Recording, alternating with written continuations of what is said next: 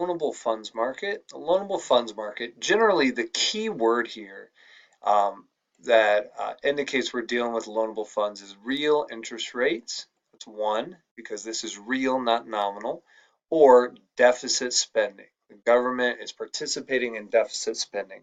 They love using the loanable funds market to indicate the crowding out effect, which is its main purpose in economics. This is our quantity of loanable funds right here, and that's our real interest rates right there.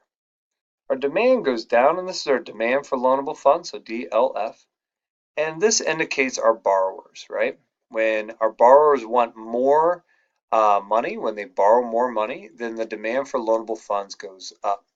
The loanable funds are supplied by savers, right? Savers and banks. When people save more money, then there's more money that can be lent out by banks. So this is lenders and savers. So lenders and savers, right? You don't actually have to write that, but I think it's useful for our purposes here. And then this is supply of loanable funds, okay? Now, at this equilibrium, just normal supply and demand curves here, at this equilibrium, we have our interest rate, or IR1, and we've got our quantity of Q1 of loanable funds. Now, what almost always happens is they say that the government participates in deficit spending. They spend money that they don't have.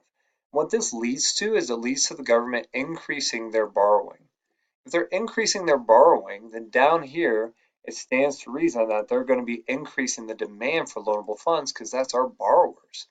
So when the government increases their demand for loanable funds, they're not just going to demand a few more loans, they're going to demand a bunch more loans, right? Because we're talking billions of dollars here. So this is DLF2 right here. And this gives us a new equilibrium. It pushes up our interest rates, IR2, and it pushes up our quantity of loanable funds that are going back and forth. Now, that really doesn't matter all that much. What they care about is the fact that interest rates are rising. When interest rates go up, back to our line of logic here, then it makes it more difficult for businesses and individuals to invest.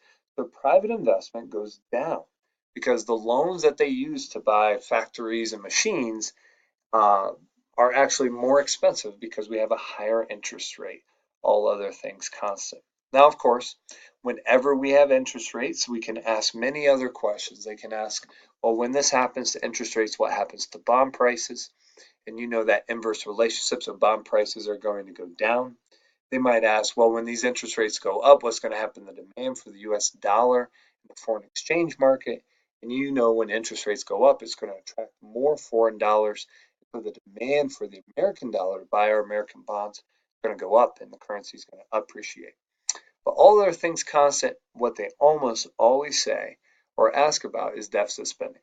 On the rare occasion, they'll say something about supply, and you'll know they're talking about supply because they're going to talk about the lenders or they're going to talk about the savers, right? Savers save more money or save less money. What's going to happen to the loanable funds market? But outside of that, deficit spending and real interest rate are your key terms to trigger this here specific graph. All right, I hope that was helpful.